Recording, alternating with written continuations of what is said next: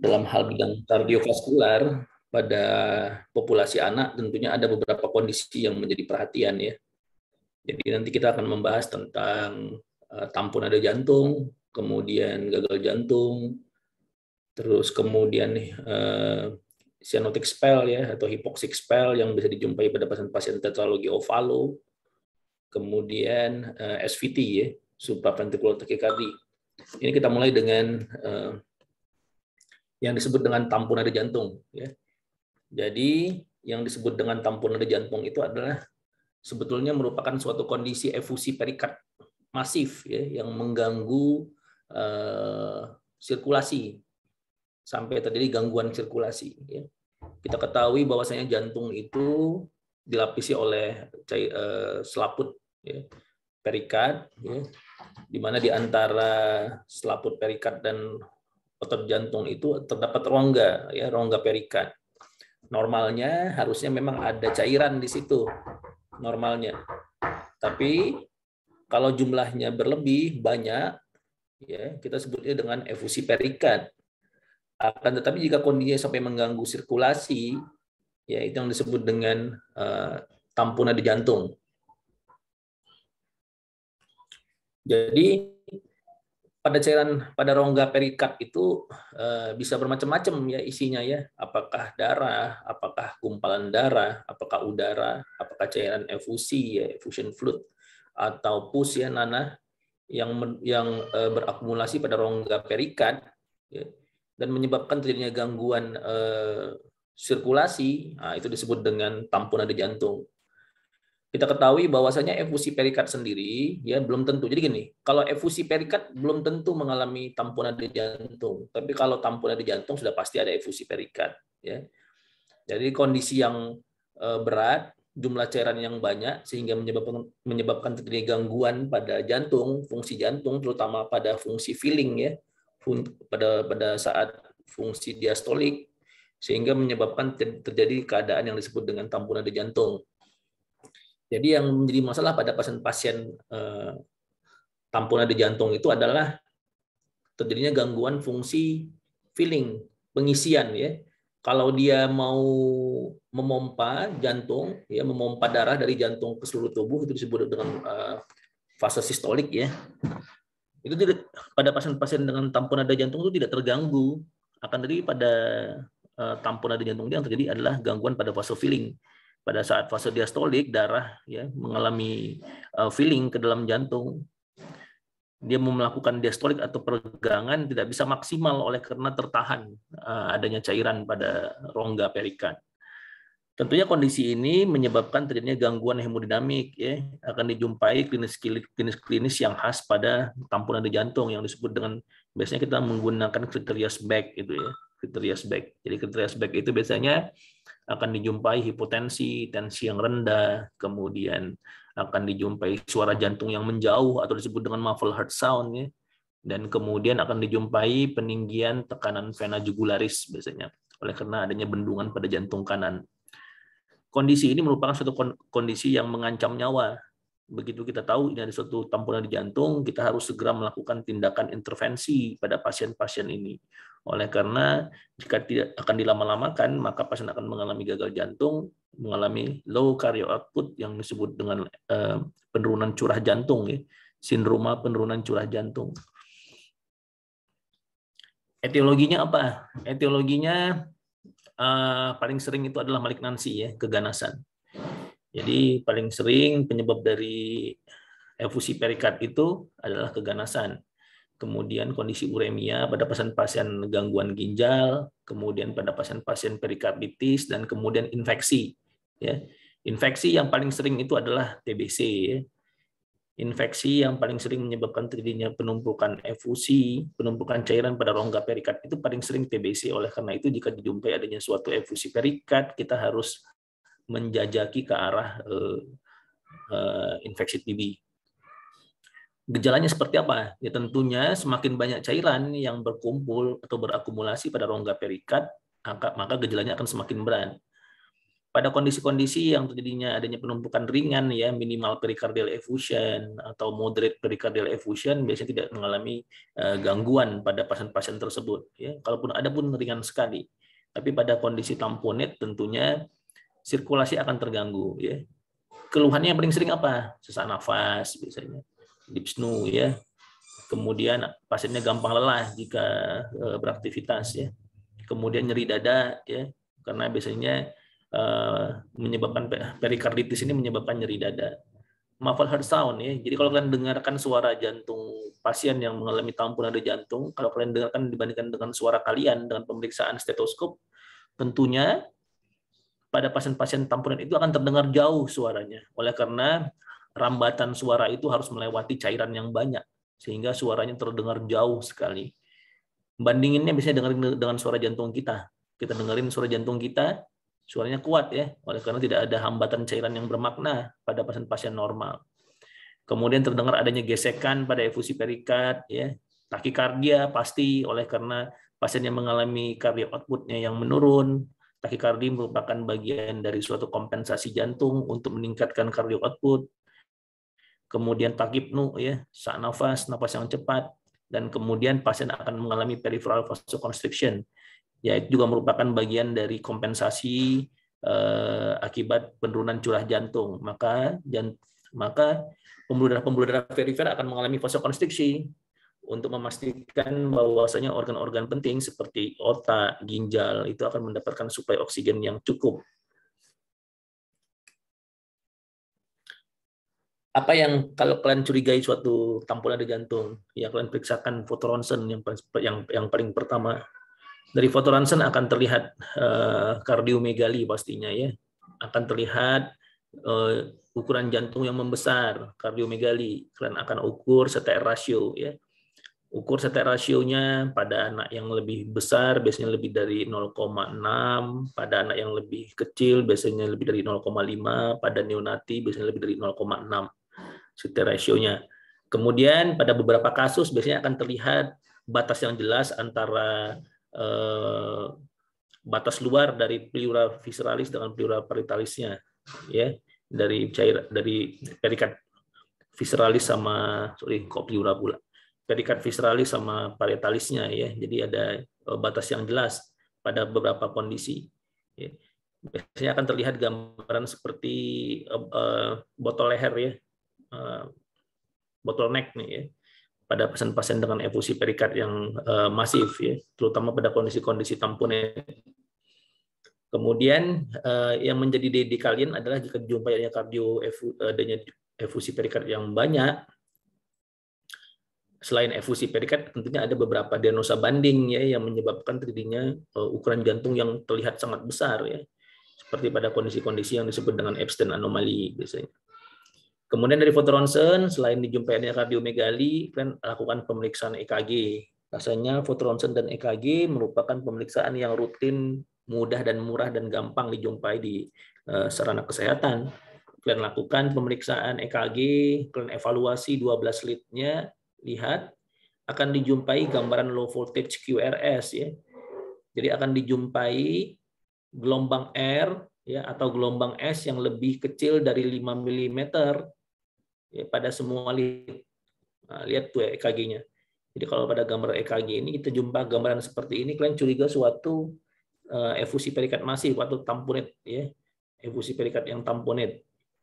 Dilihat di semua lead-nya, baik lead prekordial V1 sampai V6 sampai dengan lead ekstremitas ya, akan dijumpai low voltage QRS ya, saat semuanya RS-nya kurang dari 5 mm atau 5 kotak kecil. Tentunya yang paling terlihat jelas secara struktur ya dengan melakukan pemeriksaan ekokardiografi ya. Maka dari pemeriksaan ekokardiografi kan akan lihat ya, ini jantung ya. Ini yang hitam ini semua cairan nih. Inilah cairan efusinya ya. Yang ini perikard parietalisnya ya, yang permukaan. Jadi jantungnya itu seperti menari-nari dalam cairan ya. Kita sebutnya dengan swing heart ya. Jadi bergantung-gantung dia, oleh karena dia berada di dalam cairan maka jantungnya akan berdetak dan seperti menari-menari di dalam cairan itu. Yang paling khas lagi dari suatu efusi perikat adalah biasanya ini enggak ya, tapi pada pemeriksaan ekokardiografi yang nyata kita akan lihat atrium kanannya, ya. Lihat right atriumnya. Right atrium itu merupakan muara dari vena cava superior dan vena cava inferior. Pada kondisi tampunan di jantung, maka atrium kanan akan terlihat kolaps, ya, terlihat mengkerucut oleh karena atrium kanan tidak dapat menerima venous return yang cukup akibat adanya gangguan regangan atau compliance dari ruang-ruang jantung. Kalau ketemu seperti ini, ya ini sudah pasti suatu efusi perikat masif, ya. Disertai dengan klinis yang jelas, maka disebut dengan tamponade jantung. Kemudian apa yang harus dilakukan? Ya tentunya harus segera dikeluarkan cairannya, oleh karena ini mengancam nyawa. Kalau ketemu suatu efusi perikat, ya keluarin cairannya. Ya. Selain mengeluarkan cairan, kita juga harus mengambil sampel. Biasanya kita ambil sampel cairannya, kita lakukan pemeriksaan untuk evaluasi analisa cairan, ya, pewarnaan gram pada sampel cairan untuk kita periksakan di laboratorium, ya, baik di mikrobiologi, di patologi klinik maupun di patologi anatomi. Di awal-awal kita bisa evaluasi secara kasat mata, ya, kita lihat apakah ini suatu transudat atau eksudat, ya, bermacam-macam cairannya, bisa darah, ya, bisa nanah, bisa cairan serus, ya. Kalau misalnya TB biasanya cairannya serus, ya, warnanya kuning seperti urin biasanya. Ini cara melakukannya, ya. Jadi kita akan lakukan cara pengeluaran cairannya bisa dua, bisa kita lakukan dengan percutaneous, ya, perikardiosintesis, kita lakukan penusukan pada regio sipoid, ya, kita evaluasi. Kalau misalnya dia efusi perikat masif tuh gampang aja nusuknya, ya, oleh karena semua rongga kalau ditusuk pasti ketemu cairannya itu pasti, karena dia global efusi perikat. Jadi ditusuk perlahan-lahan, ya, di daerah sipoid ke arah jantung, kemudian jika begitu keluar cairan maka kita akan tarik perlahan-lahan cairannya, ya. Hati-hati dalam menarik cairan, harus dievaluasi klinis pasien, jika ada tanda shock, kita harus jangan ditarik dulu semua, bisa ditarik secara perlahan, ya. Satu lagi yang paling dulu sering dikerjakan itu adalah dengan open heart, ya, jadi open window dari dada kemudian dikeluarin cairannya. Ini sudah jarang dilakukan, ya, itu dulu nih. Jadi dulu pericardial window dibuka dadanya untuk mengeluarkan cairan itu cara dulu. Kita sekarang udah seringnya dengan menggunakan percutaneous saja. Komplikasinya tentunya bisa menyebabkan terjadinya laserasi jantung, ya, kemudian pneumotoraks, dan kemudian kematian mendadak. Oke, itu tentang tamponade jantung.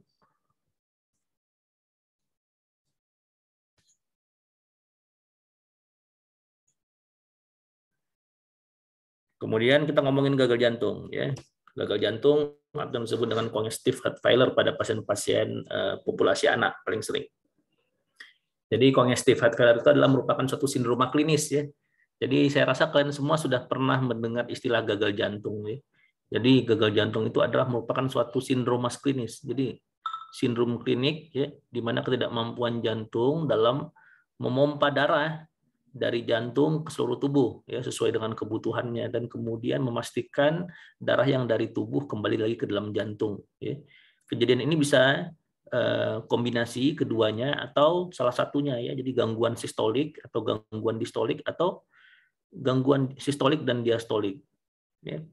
Penyebabnya bisa berbagai macam, ya, bisa karena kongenital, bisa karena bawaan lahir penyebab gagal jantungnya, atau karena acquired. Kalau kongenital biasanya disebabkan oleh karena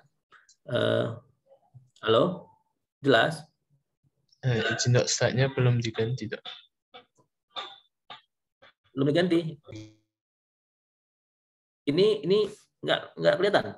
Congestive heart failure ini nggak kelihatan. Masih heart temponya itu. Oke, bentar ya.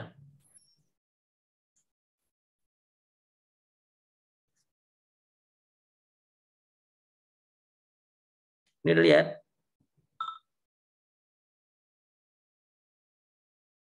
Sudah, Dok. Ya, penyebabnya bisa macam-macam. Ini udah kelihatan ya? Slide-nya udah kelihatan ya? Sudah, Dok. Ya. Jadi penyebabnya bisa macam-macam. Bisa karena kongenital, secara garis besar, atau acquired ya yang didapat. Kalau kita ngomongin kongenital tentunya semua penyebab dari gagal jantung tersebut adalah disebabkan oleh karena kelainan-kelainan bawaan lahir.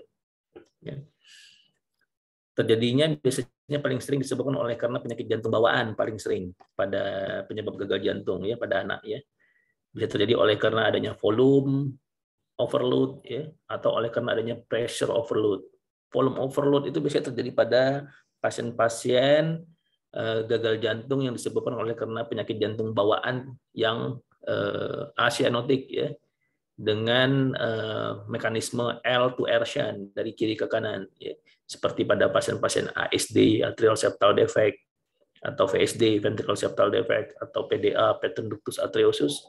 Itu semua jika defeknya besar ya dan signifikan akan menyebabkan terjadinya gagal jantung yang sifatnya volume overload ya, L to R shunt atau pressure overload, tekanan yang berlebihan. Biasanya dijumpai pada pasien-pasien dengan penyakit jantung bawaan acyanotic yang dia tipenya tipe obstruktif ya, tipe sumbatan. Jadi bukan tipe bolong. Tidak ada defek ya, tidak ada defek jantung berupa lubang jantung, tapi biasanya karena ada sumbatan. Contohnya seperti misalnya aortic stenosis ya, sumbatan pada katup aorta atau pulmonal stenosis yang berat ya. Itu semua dapat menyebabkan terjadinya gagal jantung. Kalau acquired macam-macam ya, bisa karena infeksi, bisa karena kerusakan katup jantung, ya, bisa karena metabolik ya, macam-macam. Jadi kalau kita ketahui bahwasanya penyakit jantung bawaan merupakan suatu penyakit yang paling sering menyebabkan gagal jantung pada populasi anak ya, dengan dua mekanisme utama, apakah volume overload, apakah pressure overload. Pada pasien-pasien ASD ya, yang menyebabkan terjadinya volume overload itu jarang sekali terjadi di awal-awal kehidupan. Seringnya biasanya dijumpai pada usia-usia remaja paling sering. Oleh karena kita ketahui bahwasanya atrial septal defect merupakan suatu penyakit jantung bawaan yang paling ringan dan paling asimptomatik, akan tetapi jahatnya dia sering menyebabkan terjadinya gagal jantung atau hipertensi pulmonal di usia remaja jika tidak ditutup lubang jantungnya. Kemudian VSD dan PDA merupakan suatu kelainan jantung bawaan tipe acyanotic ya yang dapat menyebabkan gagal jantung paling sering pada anak-anak dan dapat terjadi di awal-awal kehidupan ya. Biasanya terjadi di minggu-minggu ke-6 atau minggu ke-8 ya. Kalau misalnya defeknya besar. Kenapa? Oleh karena di usia minggu ke-6 dan minggu ke-8 itu tekanan paru pada bayi mulai turun dan menuju ke normalnya. Kita ketahui bahwasanya tekanan paru itu tinggi pada saat di dalam kehamilan. Begitu bayi lahir, tekanan paru akan turun secara gradual dan perlahan menuju tekanan paru yang normal. Sehingga begitu tekanan parunya normal, maka shunt akan semakin bertambah banyak dari L to R shunt pada minggu-minggu ke-6 dan minggu ke-8, sehingga menyebabkan terjadinya gagal jantung yang bermakna pada pasien-pasien dengan populasi VSD dan PDA. Ini merupakan tabel ya, jadi kalau misalnya kita ketemu pasien-pasien dengan anak dengan gagal jantung yang disebabkan oleh karena suatu kondisi congenital heart disease ya, penyakit jantung bawaan apa-apa saja ya. Tentunya ada beberapa hal yang menjadi teori ya, atau kenyataan di lapangan yang bisa kalian ketahui. Biasanya di awal-awal kelahiran bayi itu mengalami gagal jantung itu terjadi oleh karena ada gangguan penyakit jantung yang kompleks ya, yang disebut dengan HLHS. HLHS itu disebut dengan hypoplastic left heart syndrome. Jadi sisi kiri jantungnya mengalami gangguan atau mengalami tidak tumbuh secara seharusnya gitu, tidak tumbuh secara optimum. Biasanya oleh karena adanya penyumbatan ya, atau memang tidak tumbuh dari awal, ya atretik dia ya, atau atresia, tidak ada lubang sama sekali. Di awal-awal minggu kehidupan itu ada TGA ya, ada transposisi of great artery ya, kemudian pada bayi-bayi prematur ya yang dijumpai adanya PDA. 1 sampai 4 minggu ada cortesia aorta, yang itu kan bisa baca ya. Jadi kalau kayak VSD, PDA itu biasanya akan mengalami gagal jantung itu di usia 6 minggu sampai 4 minggu biasanya. Sedangkan acquired heart disease ya yang didapat itu penyebabnya macam-macam ya. Metabolik ya, gangguan metabolik seperti hipoksia yang berlama-lama ya, asidosis yang berlama-lama menyebabkan terjadi gangguan kontraktilitas pada jantung sehingga menyebabkan gagal jantung. Kemudian miokarditis ya, miokarditis ini dapat menyebabkan terjadinya kerusakan pada otot jantung sehingga menyebabkan terjadinya kardiomiopati dilatasi. Pasien-pasiennya akan mengalami gangguan terhadap fungsi pompa jantung atau kontraktilitas jantung. Kemudian ini yang paling sering ya, akut rheumatic carditis ya, dan rheumatic valvular heart disease ini pada pasien-pasien penyakit jantung rematik ya, akibat kerusakan pada katup jantung, baik katup semilunar maupun katup atrioventrikular pada pasien-pasien penyakit jantung rematik menyebabkan terjadinya gagal jantung. Semakin besar atau semakin beratnya terjadinya regurgitasi pada katup-katup jantung tersebut, maka akan semakin berat klinis yang muncul, gagal jantung yang muncul. Ini yang tadi seperti yang saya sebutkan, kardiomiopati dilatasi ya.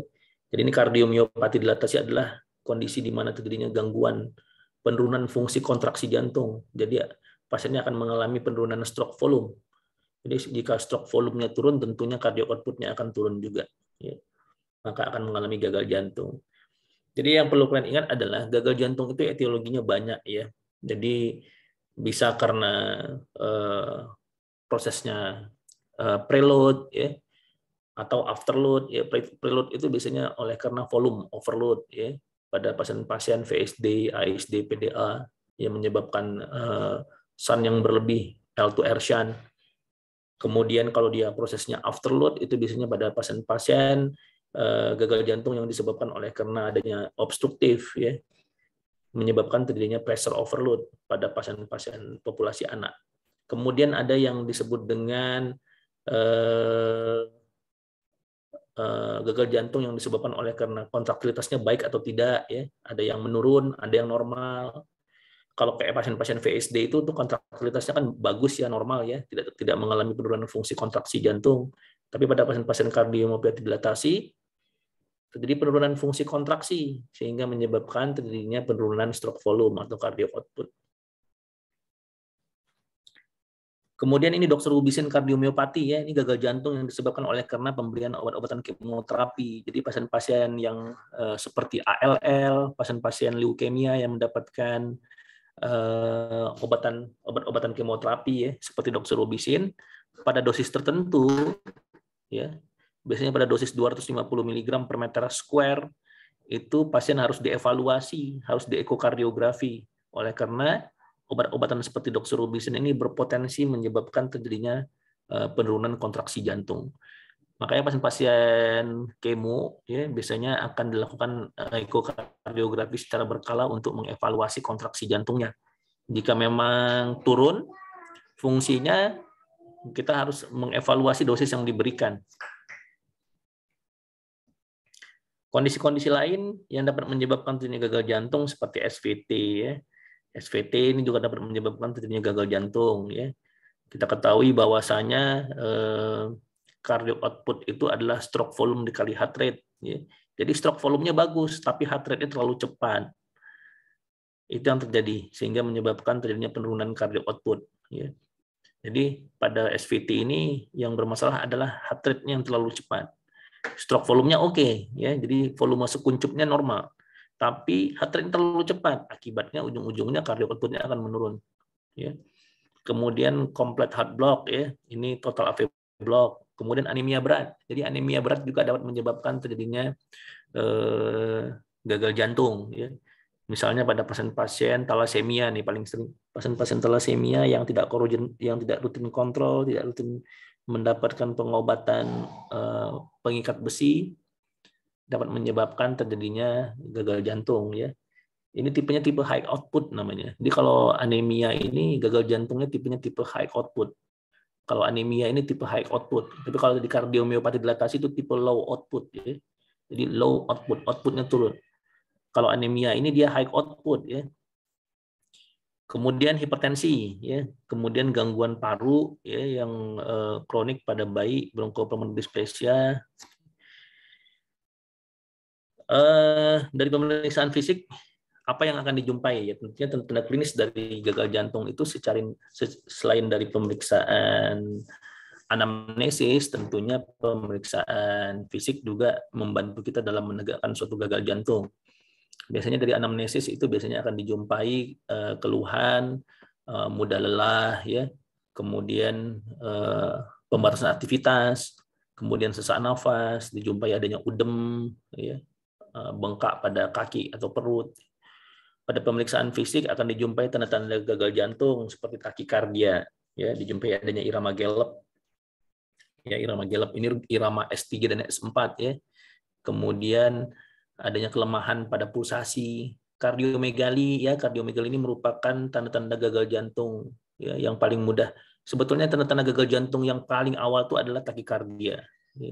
Jadi jika pasien curiga mengalami takikardia ya, evaluasi penyebab lain, takikardia merupakan tanda awal gagal jantung yang paling pertama kali muncul. Kemudian akan dijumpai tanda-tanda perangsangan saraf simpatis ya, seperti adanya gangguan pertumbuhan. Jadi anak-anak dengan gagal jantung itu biasanya akan membutuhkan basal metabolic rate yang lebih meningkat, kemudian kebutuhan kalorinya akan lebih meningkat. Jika tidak terpenuhi, maka anak-anak dengan gagal jantung tersebut akan mengalami gagal tumbuh. Ya. Kemudian tangan atau tapak kaki yang sering berkeringat, ya. Kemudian dijumpai tanda-tanda lain ya, pasiennya seperti sesak nafas, kemudian sesak nafas jika melakukan aktivitas ya. Kalau pada bayi-bayi yang lebih kecil itu biasanya kita mengevaluasinya dengan makan, ya. Atau pada bayi yang lebih kecil lagi biasanya pada saat menyusui ya. Kita evaluasi, kita tanya sama ibunya, ibu ini gimana nih pasiennya? Menyusuinya bagus nggak? Bagusnya gimana dok? Bagusnya dia terputus-putus nggak menyusuinya? Oh iya dok. Jadi kalau ada bayi datang dengan keluhan menyusui terputus-putus, paling sering dia keluhkan orang tuanya. Jadi dia baru 2-3 kali menghisap puting ibunya sudah dilepasnya ya. Sesak nafas dia. Jadi baru 2-3 kali ngisap dilepas. 3 kali lain dilepas. Oleh karena itu merupakan tanda gagal jantung pada bayi. Ya. Kemudian selain dijumpain sesak nafas, biasanya waktu makannya juga akan lebih lama. Dan yang paling terakhir tuh biasanya akan mengalami gagal tumbuh biasanya bayi-bayi tersebut. Pada pemeriksaan fisik akan dijumpai tanda-tanda gagal jantung kanan seperti hepatomegali, kemudian udem ya, peritibial dan udem pada daerah mata, kemudian dijumpai adanya peningkatan tekanan vena jugularis ya, dijumpai adanya splenomegali pada perabaan perut ya, itu semua merupakan tanda-tanda gagal jantung kanan. Untuk mengevaluasi gagal jantung seperti apa ya? Ya hampir semua keluhan jantung itu pemeriksaan chest X-ray, EKG dan ekokardiografi itu merupakan paket yang harus dilakukan pemeriksaan. Tapi sebagai kalian sebagai dokter umum nantinya tentunya dalam mengevaluasi gagal jantung, pemeriksaan X-ray dan EKG merupakan pemeriksaan yang paling mudah ya, dan paling mudah dan paling simpel untuk dilakukan dan dievaluasi. Ya kita lihat dari X-ray tentunya tadi seperti di awal tanda-tanda yang akan dijumpai itu adalah kardiomegali ya. Jadi semua gagal jantung pasti mengalami kardiomegali tergantung ukuran besarnya. Jadi kalau dia sudah ketemui pada pemeriksaan chest X-ray dijumpai adanya kardiomegali ya kita harus cari ini etiologinya apa ya. Kemudian pada elektrokardiografi kita bisa mengevaluasi ini rongga yang mana yang membesar ya. Jadi pada pemeriksaan X-ray kita bisa lihat bahwasanya pasien ini mengalami kardiomegali. Dengan elektrokardiografi EKG lebih sensitif dalam mengevaluasi ruangan yang lebih spesifik atau chamber yang lebih spesifik terhadap pembesaran atau kardiomegali pada pasien gagal jantung. Apakah yang membesar itu atrium kanan, apakah atrium kiri, apakah ventricle kanan ataukah ventricle kiri, tentunya elektrokardiografi memiliki sensitivitas yang lebih baik dalam mengevaluasi pembesaran ruang jantung yang spesifik. Ya. Pada EKG kita bisa mengevaluasi gelombang P untuk melihat ada tidaknya pembesaran pada atrium. Ya. Kemudian kita mengevaluasi aksis jantung, mengevaluasi perbandingan antara gelombang R, S di V1 dan V6 dalam mengevaluasi pembesaran daripada ventrikel kanan maupun ventrikel kiri. Kemudian pemeriksaan yang lebih advance lagi adalah ekokardiografi. Ya, ekokardiografi merupakan pemeriksaan gold standard ya. Jadi kalian ingat bahwasanya ekokardiografi merupakan pemeriksaan gold standard dalam mengevaluasi gagal jantung. Tentunya dalam mengevaluasi ekokardiografi kita dapat melihat kelainan struktur ya. Ada tidaknya suatu kelainan struktur pada jantung, apakah ada penyempitan pada pembuluh darah, apakah ada defek atau lubang jantung pada sekat jantung, kemudian bagaimana ruang jantung yang membesar, apakah sisi kiri yang membesar, apakah sisi kanan yang membesar. Kemudian selain itu kita dapat mengevaluasi jantung, ya fungsinya. Kita bisa mengukur fungsi sistolik dari ventrikel kiri, kita dapat mengukur fungsi sistolik dari ventrikel kanan, kita dapat mengukur fungsi diastolik ventrikel kiri, ya untuk menentukan apakah ini apa penyebab dari gagal jantung tersebut.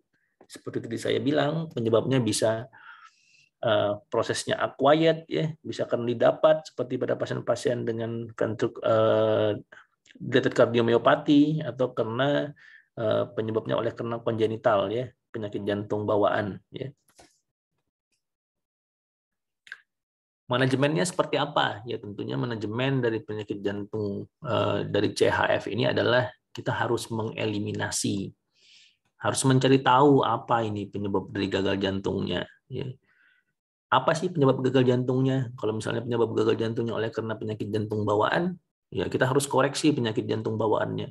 Ada lubang di jantungnya, ya ditutup lubang jantungnya, baik secara operasi maupun secara kateterisasi. Apakah ada penyempitan? Ya harus dibuka penyempitannya. Ya. Apakah penyebabnya oleh karena penyakit jantung yang didapat, seperti misalnya penyakit jantung rematik, ya karena kerusakan adanya katup jantung, ya harus dioperasi katup jantungnya supaya bisa berfungsi dengan baik.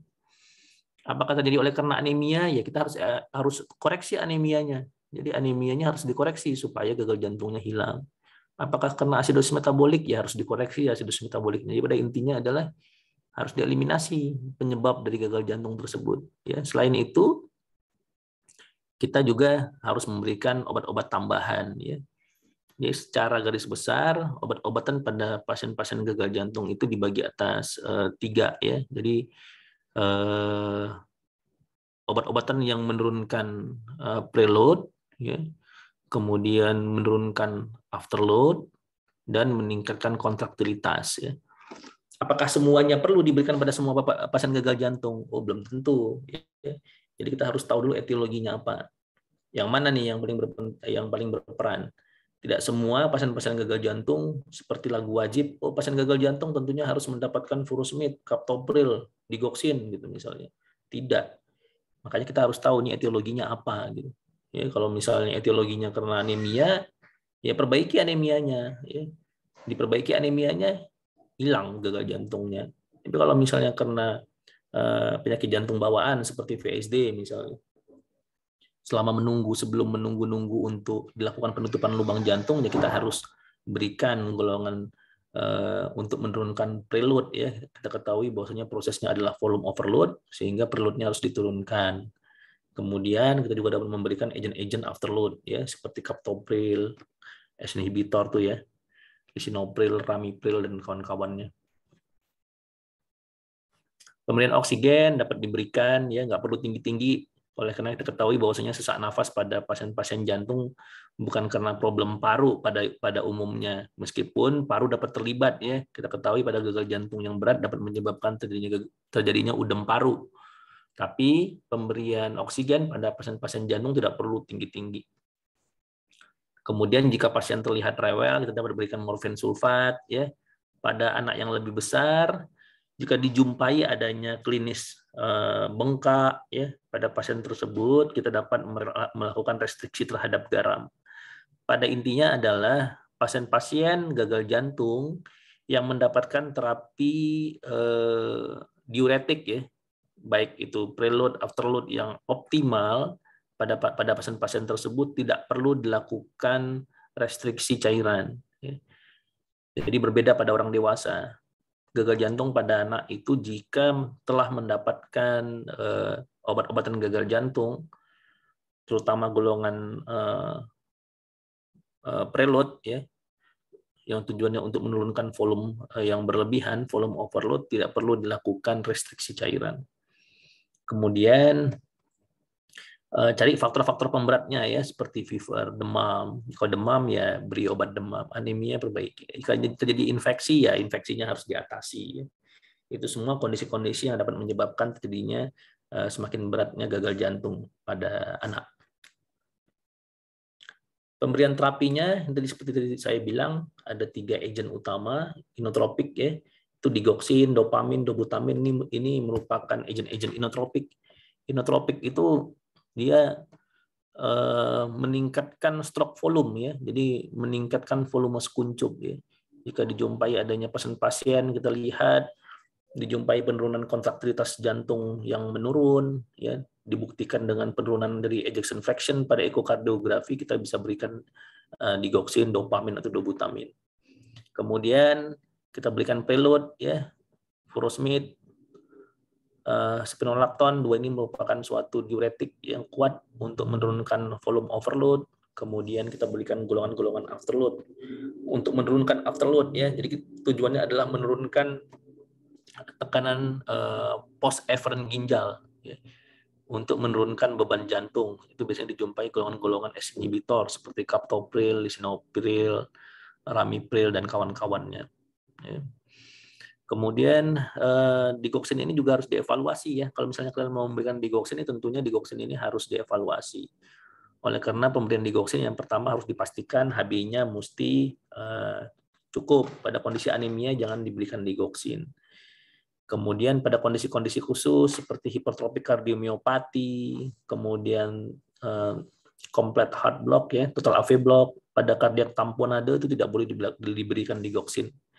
Oleh karena apa? Itu mengganggu ya, sehingga menyebabkan terjadinya kondisi yang semakin berat pada pasien-pasien di atas ini, seperti hipertropik ya, total AV block. Kita ketahui bahwasanya digoxin sendiri dapat menyebabkan terjadinya AV block derajat 1.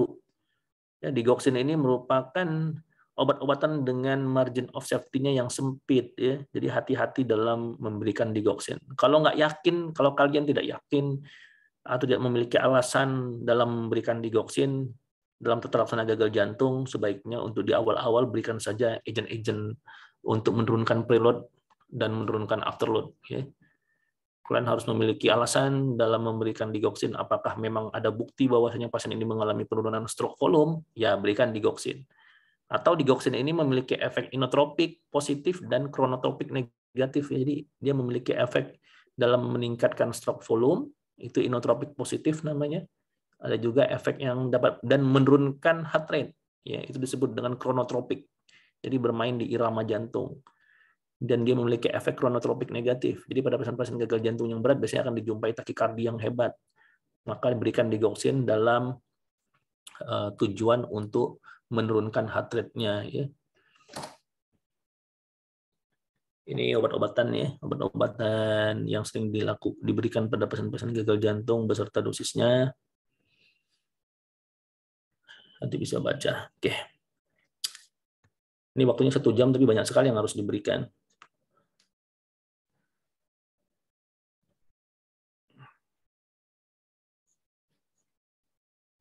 Berikutnya Hypoxic spell. Hypoxic spell. Udah kelihatan? Sudah, Dok. Oke. Ini hypoxic spell, ini bisa dijumpai pada pasien-pasien tetralogi ovalu biasanya. Ya, pada pasien tetralogi ovalu paling sering dijumpai pada pasien TOF. Ini saya mengingatkan kembali bahwasanya tetralogi ovalu itu merupakan bagian dari kelompok penyakit jantung bawaan yang tipe biru ya, atau yang cyanotic ya. Jadi hypoxic spell ini atau disebut dengan cyanotic spell atau hypercyanotic spell atau TED spell.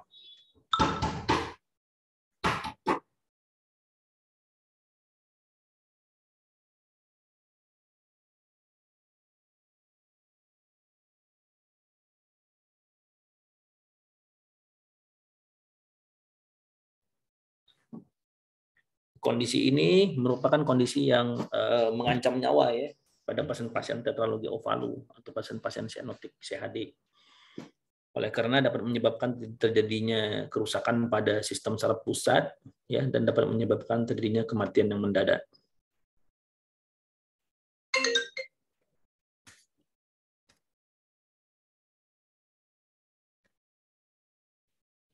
Jadi ini mengingatkan kembali tetralogi ovalu ini namanya tetra, ada 4 kelainan, ada VSD, ya, ada ventricular septal defect, kemudian ada pulmonary stenosis, penyempitan pada pembuluh darah pulmonal, ada aortic overriding, ya, di mana aortanya itu bergeser ke tengah-tengah septum ventricle dan akibat dari ketiga tersebut menyebabkan terjadinya right ventricular hypertrophy atau RVH.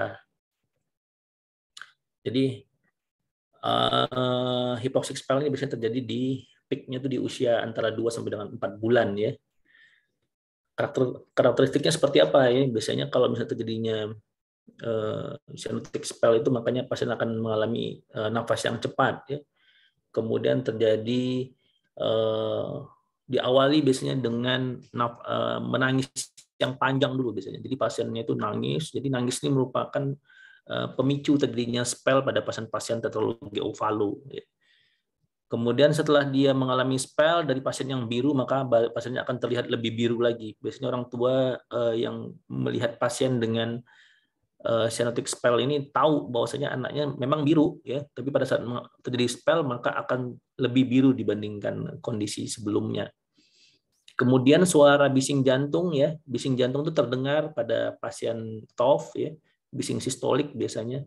Maka akan menghilang pada saat kondisi spell. Jadi kalau kalian melakukan pemeriksaan fisik untuk mengevaluasi bising jantung sebagai pemeriksaan yang paling mudah dalam mengevaluasi pasien ini spell atau enggak. Kalau kalian nggak dengar ya bising jantungnya ya, bising sistoliknya itu ya pasti ini pasiennya spell. Oleh karena spell itu adalah merupakan kondisi sementara dari pulmonary atresia. Jadi dia mengalami konstriksi dari pembuluh darah pulmonalnya ya. Jadi seolah-olah seperti atresia sementara, sehingga pasiennya akan tidak terdengar suara bising jantungnya. Spell ini bisa terjadi di pagi hari ya, pada saat makan atau biasanya pada saat buang air besar. Oleh karena kondisi-kondisi ini biasanya menyebabkan bayi itu menangis ya. Kondisi spell yang berat dapat menyebabkan kelumpuhan, kejang biasanya, kemudian dapat menyebabkan terjadinya gangguan CNS ya, dan kemudian kematian yang beratnya. Jadi gangguan CNS biasanya pasien setelah mengalami kejang akibat spell ini, jika terjadi terus-menerus maka akan menyebabkan squeal ya, akibat kejangnya akan mengalami paraparese biasanya atau tetraparese setelah pasien mengalami spell. Jadi pasien kalau dilihat ya mengalami spell pada pasien TOF, apa yang harus kalian lakukan? Ya lakukan knee chest position. Nah, itu tuh gambarnya tuh. Jadi lututnya ditekukkan ke arah dada ya. Tekukkan ke arah dada, kemudian jika ada morfin ya berikan morfin, biasanya susah ya morfin itu di rumah sakit besar biasanya. Kalau nggak ada bisa diberikan diazepam ya. Berikan diazepam secara rektal, berikan kalau bayi di bawah 10 kilo dapat berikan yang diazepam rektal yang 5 mg ya. Kemudian pemberian oksigen. Pemberian oksigen ini sebetulnya tidak memberikan makna yang cukup ya pada pasien-pasien cyanotic, terutama pada saat kondisi spell ya. Oleh karena kita ketahui kalau tujuannya untuk menghilangkan birunya tidak. Oleh karena biru pada pasien TOF itu terjadi oleh karena adanya mixing antara darah bersih dengan darah kotor, bukan terjadi karena kondisi hipoksia yang akut. Tidak. Tapi oksigen ini diberikan hanya seadanya saja ya. Kemudian kita blind ya pemberian dengan bignat. Oleh karena pada kondisi ini maka akan terjadi proses anaerob ya, akan terjadi peningkatan metabolik sehingga pada pasien-pasien yang mengalami spell akan terjadi asidosis metabolik sehingga kita bisa memblind pemberian bignat 1 mg per kilo pada pasien-pasien yang mengalami spell. Outcome-nya seperti apa? Jika pasiennya bagus maka biasanya birunya akan berkurang ya. Suara murmurnya, suara bising jantungnya tidak terdengar menjadi terdengar ya. Kemudian itu menunjukkan bahwasanya flow dari ventrikel kanan menuju ke arteri pulmonalnya akan ada ya atau cukup. Jika tadi pemeriksaan atau tindakan-tindakan tadi tidak memberikan respon yang baik ya dengan melakukan chest position, kemudian dengan memberikan oksigen secukupnya, kemudian dengan memberikan morfin atau diazepam atau dengan pemberian bignat tidak memberikan respon yang baik, tentunya ada beberapa hal yang bisa diberikan ya, seperti pemberian phenylephrine, ketamin, propanolol ya, secara per IV. Itu dia. Oke, selanjutnya yang terakhir.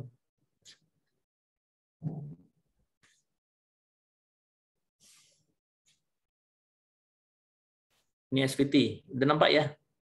Belum ya? Belum, Dok.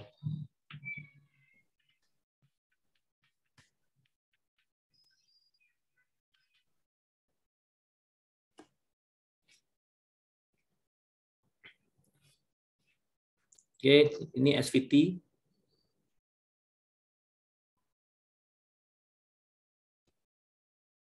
Atau disebut dengan supraventricular tachycardia ya. Ini merupakan salah satu gangguan irama yang paling sering terjadi pada populasi anak ya. Jadi SVT itu dikarakteristikkan dengan irama jantung yang cepat ya. Jadi irama jantung yang cepat biasanya lebih dari 200 kali per menit. Dijumpai adanya QRS kompleks pada EKG ya. QRS kompleksnya normal ya. Jadi QRS kompleksnya itu tidak memanjang. Kalau misalnya QRS-nya yang memanjang itu biasanya pada VT ya, atau VF ya, ventricular tachycardia atau ventricular fibrilasi. Tapi kalau dia QRS kompleksnya dia normal, kemudian tapi iramanya lebih dari 200, dan yang paling khas dari SVT ini adalah tidak dijumpai adanya komponen gelombang P pada EKG. Jadi kalau kita ketemu irama, harusnya irama yang normal itu harusnya PQRST ya, PQRST, gelombang PQRST. Jika semuanya itu ada, tapi irama yang cepat disebut dengan takikardia ya, atau sinus takikardia. Tapi jika tidak dijumpai ada gelombang P, irama jantung lebih dari 200, kita harus curiga ini suatu SVT. SVT merupakan satu kondisi emergensi pada bayi dan anak yang harus segera diriliskan ya, oleh karena ini mengancam nyawa. Simptomnya bisa pada anak-anak biasanya pucat, kemudian sesak nafas, kemudian gangguan makan anaknya, makannya nggak bisa banyak ya. Pada orang yang lebih besar biasanya berdebar-debar keluhannya, ya, tidak nyaman di dada atau kejang biasanya, bukan kejang, pingsan, ada riwayat pingsan. Kemudian dijumpai adanya takikardia ya, tanda-tandanya dari EKG, biasanya heart rate-nya lebih dari 180 kali per menit dan tidak dijumpai adanya gelombang P. Jika kalian kesulitan dalam mengevaluasi gelombang P, curigai itu suatu SVT ya. Jenis lain adalah selain itu dijumpai ada hipotensi dan gagal jantung. Jadi seperti kita bahas di depan bahwasanya SVT merupakan salah satu penyebab terjadinya gagal jantung ya. Jadi mekanismenya ada dua, ada yang automaticity dan ada re-entry ya. Automaticity ini adalah oleh karena adanya akselerasi atau percepatan dari fase 4 jantung. Kita ketahui bahwasanya fase 4 jantung ini adalah merupakan fase tidur ya, setelah mengalami kontraksi, relaksasi, dan terus kemudian ada fase tidur sebentar ya, atau fase 4 ya. Oleh karena ada proses automaticity ini sehingga fase 4 menjadi memendek. Sehingga akan terjadinya kontraksi lagi berikutnya. Sehingga jantung akan berdetak lebih cepat dibandingkan normal ya. Penyebabnya bisa karena gangguan metabolik, ya seperti hipoksia, hipoglikemia, acidosis dan sebagainya. Yang paling sering menjadi penyebab terjadinya SVT itu adalah karena mekanisme re-entry, ya. Jadi re-entry ini di mana adanya jaras aksesoris pada jantung itu mengalami blok, ya, sehingga jaras dari potensial aksi pada jantung itu mengambil jalan yang lain, sehingga potensial aksi listrik pada atrium itu akan berulang-ulang, berputar-putar, ya, makanya disebut dengan circus movement di atrium, dan dia menghambat blokade dari listrik jantung normal, ya. Kita ketahui bahwasanya semua irama yang berasal dari atrium itu semuanya cepat, dan kemudian akan diblok di daerah AV node dan akan melambat menuju ke bundle of His dan serat-serat Purkinje. Tapi pada mekanisme re-entry ini maka adanya jaras aksesoris, ya, biasanya. Biasanya itu episodenya tuh bisa muncul dan berakhir secara tiba-tiba, ya. Kadang-kadang pasiennya pas datang ke kita tidak dalam kondisi SVT, tapi dia memiliki keluhan-keluhan seperti itu. Jadi pada saat kita EKG sewaktu, ya tidak ketangkap SVT-nya. Ya.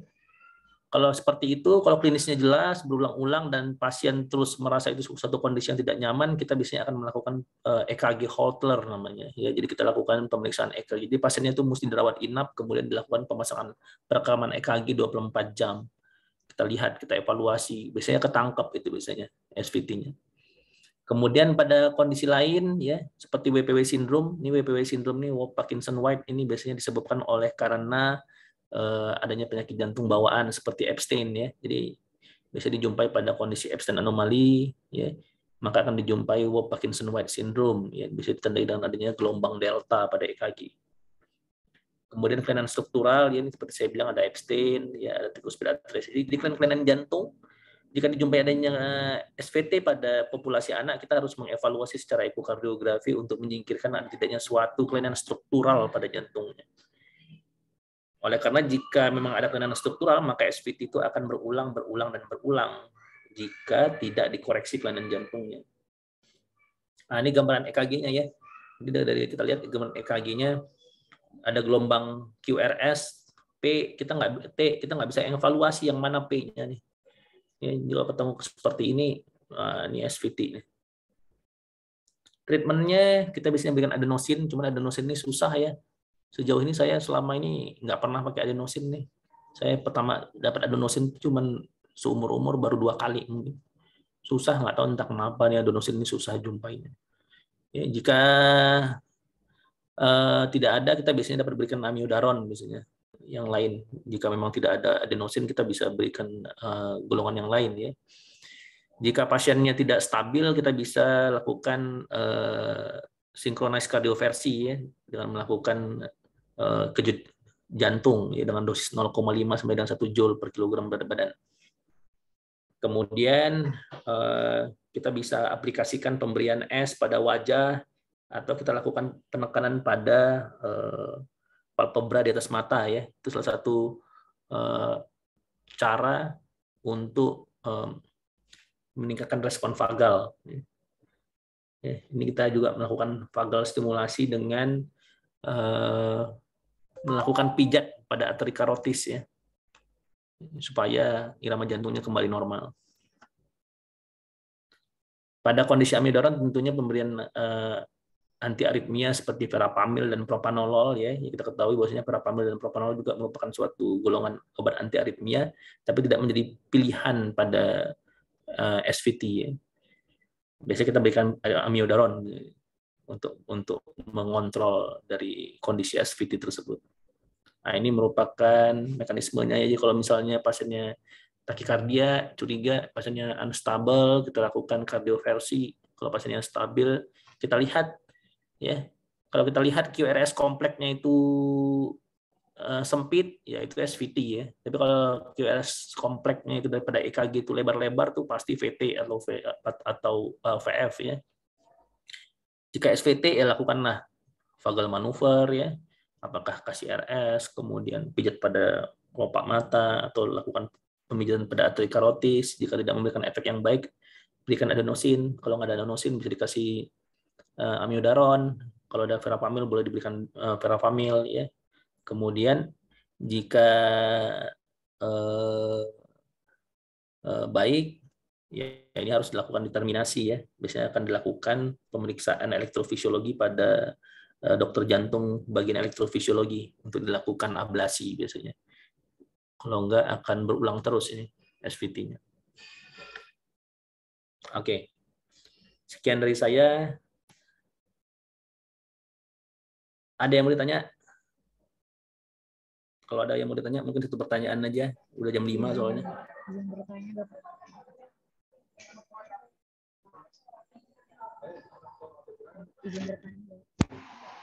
Nggak ada? Oke. Kalau nggak ada, ini memang kuliahnya 1 jam dengan materi yang banyak. Saya rasa memang nggak efektif ya buat kalian. Tapi ya gimana lagi? Memang begitu permintaan. Ya mudah-mudahan apa yang saya sampaikan hari ini dengan sedikit waktu yang cepat, mudah-mudahan bisa masuk, bisa kalian lebih pahami. Kalau rasanya kurang paham, mungkin nanti bisa baca-baca lebih lanjut. Kalau tidak ada, saya ucapkan terima kasih atas perhatian kalian. Saya undur diri. Terima kasih. Assalamualaikum warahmatullahi wabarakatuh. Waalaikumsalam warahmatullahi wabarakatuh. Terima kasih banyak, Dok. Terima kasih, Dok.